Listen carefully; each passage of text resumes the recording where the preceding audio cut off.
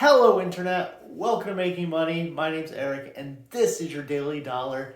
You'll see that we're doing things a little differently today. I'm currently switching my setup to our new office area, but it's not quite set up yet, so I'm doing this on my mobile, which is a weird way to say that. Doing it on my phone.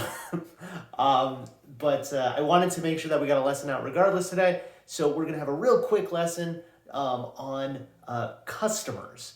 So we talked about KPIs the other day, key performance indicators, and adding value and all that fun stuff. But we haven't really talked about who that affects. And a good way to really get your head wrapped around in the right direction when it comes to, providing value or, identifying, your key stakeholders is to really think about who's your customer.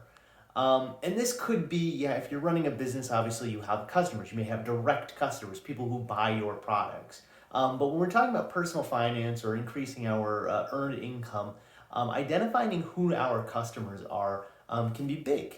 It can help us with identifying, I have KPI set, and I know I have to raise, I have to do 100 tasks per week, let's just say. Who are those tasks for? Who benefits from those tasks? Is there some other group in your company or multiple groups in your company that feed from the information from those tasks? Those are your customers. They're internal customers, but they are still your customers. Determining how you can help out not only your managers and your bosses and stuff like that, but your customers downstream is a really great way to increase your value. The value that you supply to others. Another interesting way of doing this, and this is very business mindset, what we're talking about today, is you can also do this in just life, right? You can determine when you do anything, who your customers are. Who are you serving by doing this?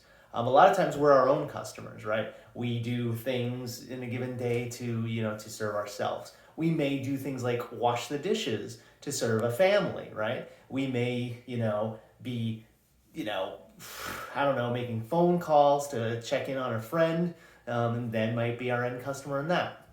This is a very, business way of doing it, and it may seem a little bit, separated from reality or distant, I guess. But if you're someone who's very business-minded, taking these concepts, you can really take a look at wherever you go in the world and you can see where they can be applied. These are great things to learn for increasing your value within a company, but also it's just a great thing to learn for life. So next time you do anything, think about who are your customers, who are you helping in this situation, and how can you help them better?